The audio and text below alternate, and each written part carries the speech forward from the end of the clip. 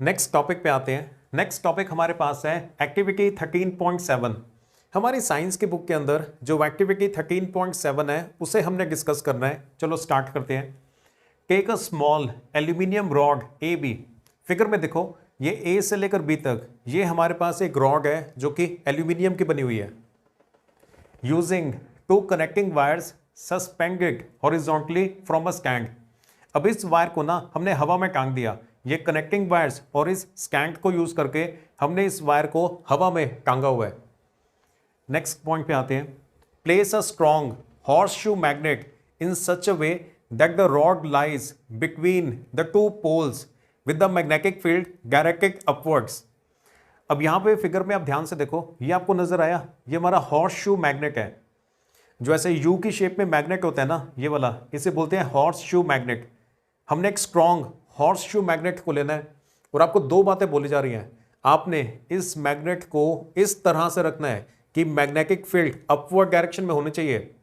तो north pole नीचे होगा, साउथ पोल ऊपर होगा, तो मैग्नेटिक फील्ड अपवर्ड डायरेक्शन में होगी, क्योंकि मैग्नेटिक फील्ड की डायरेक्शन होती है from the north pole towards the south pole. Magnetic field की डायरेक्शन होती है from the north pole towards the south pole. तो अपने हॉर्स शू मैग्नेट को ऐसे रखना है कि नॉर्थ पोल नीचे होना चाहिए, साउथ पोल ऊपर होना चाहिए, तभी मैग्नेटिक फील्ड नीचे से ऊपर की तरफ अपवर्ड डायरेक्शन में हो पाएगी। और दूसरी खास बात यह थी कि हॉर्स शू मैग्नेट के बीच में से ये वाली रॉड पास हो रही है।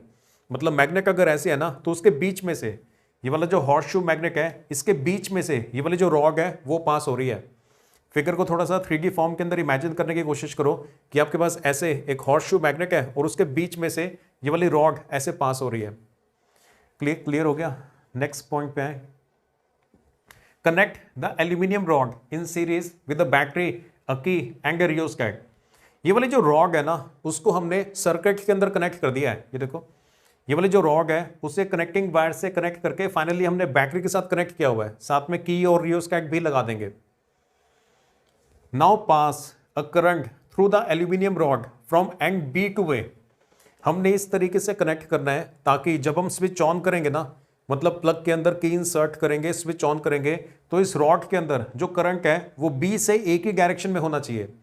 एल्यूमिनियम की रॉड है, एल्यूमिनियम की रॉड में से इलेक्ट्रिसिटी पास हो सकती है, करंट पास हो सकता है।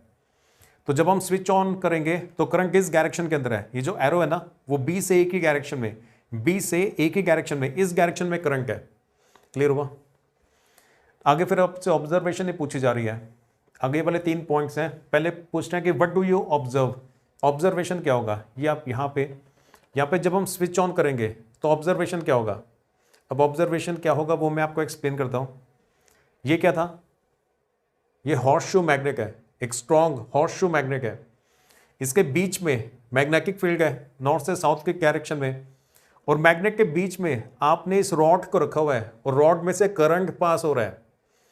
करंट कैरिंग कॉइल को अगर मैग्नेटिक फील्ड में रखें, करंट कैरिंग कंडक्टर को अगर मैग्नेटिक फील्ड में रखें तो उसके ऊपर फोर्स लगती होती है। तो हॉर्स शू मैग्नेट के बीच में अगर आप एल्यूमिनियम की रॉड को रखोगे ना तो कुछ नहीं होगा, लेकिन जैसे ही आप एल्यूमिनियम की रॉड में से करंट पास करोगे तब इस रॉड के ऊपर फोर्स लगनी स्टार्ट हो जाएगी। हॉर्स शू मैग्नेट के बीच में अगर आप एल्यूमिनियम की रॉड को रखोगे तो कुछ नहीं होगा, लेकिन जैसे ही आप स्विच ऑन करोगे, मतलब इस रॉड में से करंट पास होगा, तो ये वाली रॉड भी मैग्नेट बन जाएगी ना। फिर एक मैग्नेट दूसरे मैग्नेट के ऊपर फोर्स लगाता है, तो इस रॉड के ऊपर फोर्स लगेगी, और फोर्स किस डायरेक्शन में लगेगी वो हम फ्लेमिंग के लेफ्ट हैंड रूल से पता कर सकते हैं। याद है फ्लेमिंग का लेफ्ट हैंड रूल? मैं एक्सप्लेन कर देता हूं लेफ्ट हैंड रूल क्या होता है। आप अपने लेफ्ट हैंड की इंडेक्स फिंगर, ये वाली इंडेक्स फिंगर को, मिडिल फिंगर को और थंब को, इन तीनों को स्ट्रेच कर लो so that they are mutually perpendicular to each other. Stretch the index finger, the middle finger and thumb of your left hand so that they are mutually perpendicular to each other. ये तीनों आपस में एक दूसरे के perpendicular होने चाहिए। Clear हो गया? ऐसे पकड़ लो। फिर index finger should point in the direction of magnetic field. जो इंडेक्स फिंगर है वो मैग्नेटिक फील्ड की डायरेक्शन में होनी चाहिए। Middle finger should point in the direction of current. Middle finger current जिस डायरेक्शन में है उस डायरेक्शन में होनी चाहिए। Then the direction in which thumb points gives the direction of force on the conductor.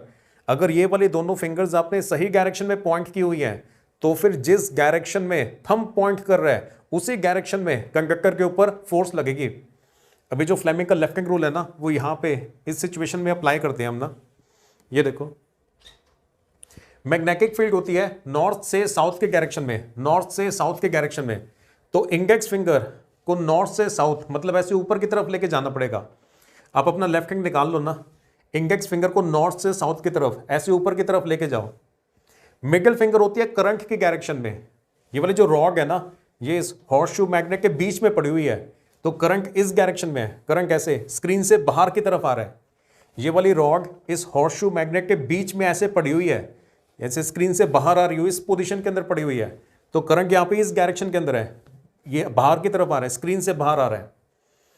तो देखा आपने, इंडेक्स फिंगर ऊपर की तरफ है, मिडिल फिंगर इस तरफ है। अब जो थंब है, थंब इस तरफ पॉइंट कर रहा है, इस डायरेक्शन में। तो इस रॉड के ऊपर इस डायरेक्शन में फोर्स लगेगी। जैसे स्विच ऑन करेगा ना, ये वाली जो रॉड है ये हॉर्सशू मैग्नेट के अंदर की तरफ जाएगी। क्लियर हुआ आपको? मैग्नेट के बीच में मैग्नेटिक फील्ड होती है, और मैग्नेटिक फील्ड के बीच में आपने रॉड को रख दिया था और उस रॉड में से आपने करंट पास किया था। ये तो मैग्नेट है ही है।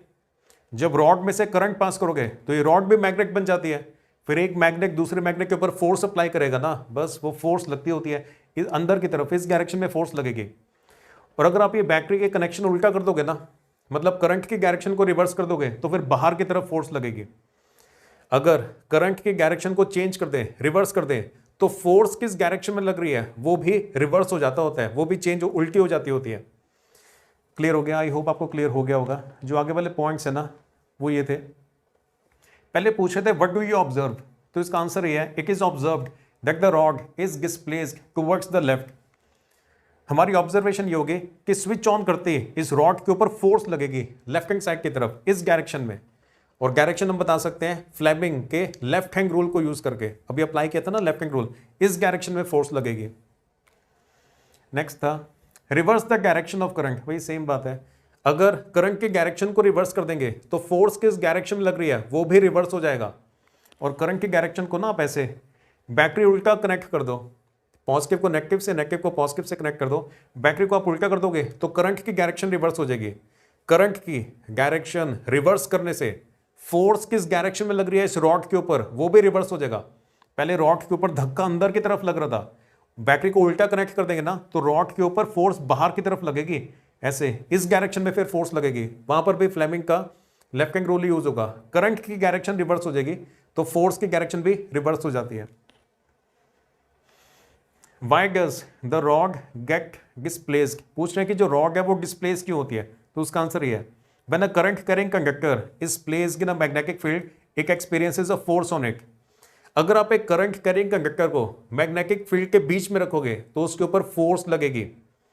इलेक्ट्रिक मोटर का भी प्रिंसिपल यही होता था, उसी की वजह से मोटर के अंदर फोर्सेस लगती थी, ये तो कॉइल डिस्प्लेस होती थी। ये देखो, मैग्नेट के बीच में मैग्नेटिक फील्ड है, मैग्नेटिक फील्ड के बीच में करंट कैरिंग कंडक्टर को किसी भी वायर या किसी भी ऐसी रॉड में से अगर करंट पास हो रहा है ना तो फिर उसे करंट कैरिंग कंडक्टर बोल सकते हैं।